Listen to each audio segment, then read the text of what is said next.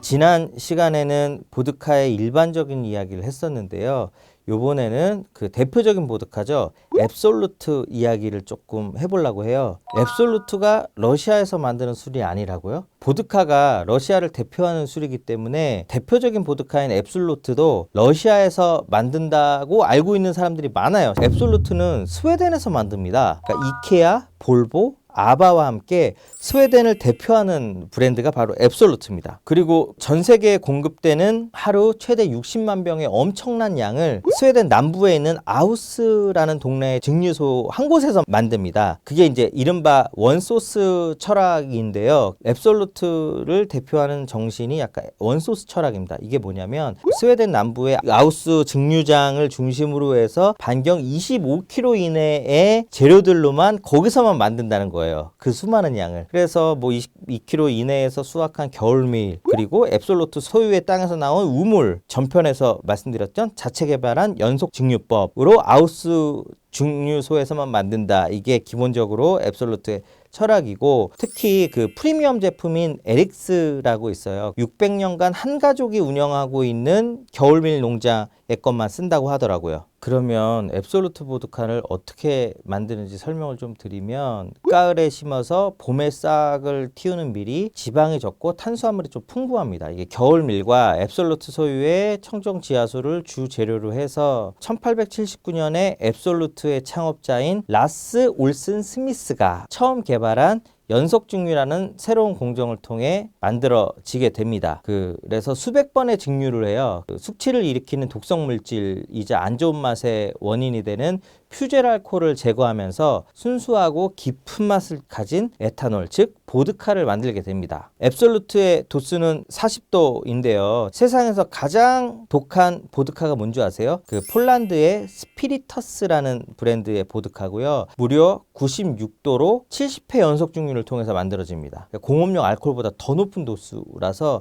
제가 보기엔 이건 사람이 마시라고 만든 술은 아닌 것 같아요. 그리고 또 여담으로 보드카를 양조하고 남은 부산물들 있잖아요. 밀, 찌꺼기들. 이런 거는 또 아우스 증류소 인근에 29만 마리의 소와 돼지한테 공급을 한다고 하고, 또 앱솔루트는 병 색깔을 자세히 보시면 약간 녹색이 나요. 이거는 이제 병 중에 한 40%를 또 재활용해서 만든다고 하더라고요. 역시 스칸디나비아 국가답게 친환경 생산을 한다. 이게 또 앱솔루트의 특징입니다. 그러면 앱솔루트 이름의 유래가 뭔지 아세요? 그 앱솔루트 병에 이렇게 할아버지가 한 분 그려져 있어요. 이분이 앱솔루트의 창업자입니다. 시작은 처음에는 이제 제조업은 아니고 이제 술 도매상으로 시작을 했어요. 술 도매상으로 시작하다가 이제 돈을 더 벌어야 되니까 본인이 이제 제조업에 뛰어들죠. 그러면서 연속 증류법을 개발해서 이제 대박을 내요. 당시에는 이름이 앱솔루트 렌트 브레빈. 브레빈이라는 뜻이 타는 술, 타는 와인, 브렌빈이라고 타는 와인이라는 뜻이에요. 그래서 이제 그 스웨덴이긴 하지만 1917년에 러시아 혁명의 영향으로 스웨덴에서도 주류 산업이 국유화가 됩니다. 그래서 그때 이 앱솔루트를 관리하던 국영 기업의 이름은 뱅앤 스프리츠죠. 그래서 이제 그 회사에서 처음에는 내수 위주로 브랜드도 없이 막 판매를 했어요. 그러다가 이제 1958년에 와서야 이제 앱솔루트 보드카라는 이름으로 공식적으로 만들기 시작했습니다. 그러다가 드디어 한 창립 100주년을 맞이하는 1979년에 미국 시장에 진출하게 됩니다. 그래서 당시에 그 국영기업이던 VNS 회장님이 이제 미국에 진출하면서 가장 스웨덴적인 정체성을 잘 표현한 광고를 만들어 달라고 에이전시에 부탁을 해요. 그래서 2년 동안 이제 미국에 출시하기 위한 노력을 막 합니다. 그래서 지금의 병 디자인과 브랜드명이 만들어지게 됩니다. 그래서 이제 기본 컨셉은 아무것도 없이 심플하게 노 브랜드, 노 패키지, 심지어는 보드카라는 말도 없이 보드카도 없이라는 컨셉으로 만듭니다. 그래서 앱솔루트 렌트 브레빈의 이제 영어식 표현은 원래대로 하면 앱솔루트 퓨어 보드카인데, 그 중에서 퓨어 빼고 보드카도 빼고 심지어는 앱솔루트의 그 스펠링 중에 뒤에 e도 뺍니다. 그래서 지금의 앱솔루트, 이자가 없어요. 앱솔루트가 탄생하게 되는 거죠. 그러면 그 앱솔루트가 미국에서 대박을 내는데 어느 정도냐면 79년에 미국에 진출해서 80년에는 한 2만 상자 팝니다. 그러던 게 94년에는 300만 상자, 그리고 2000년대 와서는 750만 상자로 폭발적으로 늘게 돼요. 그래서 결국에는 2008년에 프랑스의 페르노리카 그룹이 스웨덴 정부로부터 우리나라 돈으로 8조 3,721억에 인수하게 됩니다.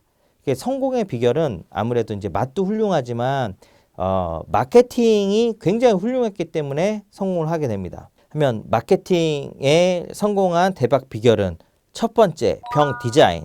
기존의 보드카 병들이 따르게 쉽게 이렇게 병목이 길고 그 투명한 액체가 훤히 들여다 보이는 그런 병과는 앱솔루트는 굉장히 또 다릅니다. 또 기존의 병들은 좀 녹색이나 파란색 병을 쓴 데 비해서 앱솔루트는 매우 심플하게 생긴 병을 써요.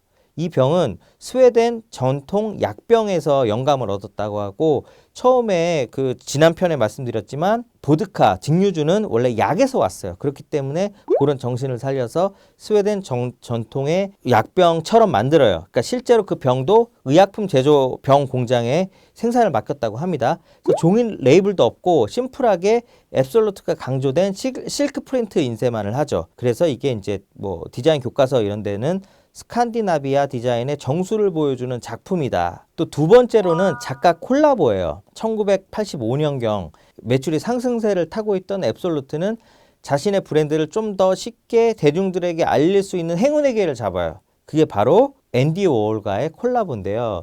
그 앤디 워홀은 당시에 마릴린 먼로라든지 캠벨 수프 통조림을 소재로 한 실크 스크린 작업으로 이미 되게 굉장히 유명해서 팝 아트의 대가가 되죠. 근데 이 앤디 워홀이 먼저 앱솔루트랑 작업을 하고 싶다, 이렇게 찾아옵니다. 그 얘기는 이미 앱솔루트가 대중들에게 이미 친숙한 이미지를 확보하고 있다는 의미이기도 하겠죠. 또 뭐 재밌는 얘기는 앤디 워홀은 앱솔루트를 얼마나 좋아하는지 마시는 것뿐만 아니라 그 면도를 하고 나서 애프터 쉐이브용으로 앱솔루트를 이제 사용했다고 합니다. 이렇게 해서 이제 앤디 워홀과 성공적으로 콜라보를 하고, 그 이후에는 키스 헤링이라든지 데미안 허스트 같은 유명 화가랑도 계속 작업하고, 데이비드 캐메론, 장폴 고띠에, 구찌 같은 명품이랑도 앱솔루트 패션이라는 이름의 시리즈를 진행을 합니다. 뭐 최근에는 뭐 스파이크리 감독이라든지 다양한 분야의 아티스트들과 그 콜라보를 하고 있어요. 그다음 세 번째는 마케팅 캠페인. 미국 진출한 다음에 첫 번째 광고는 병 디자인만 딱 이렇게 나오는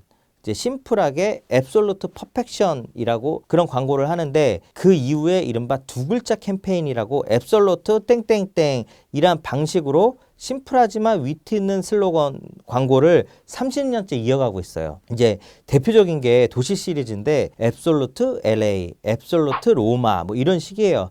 대한민국 같은 경우에는 앱솔루트 코리아, The future is your to create. 그래서 미래는 창조하는 자의 것입니다. 뭐 이런 광고가 있어요.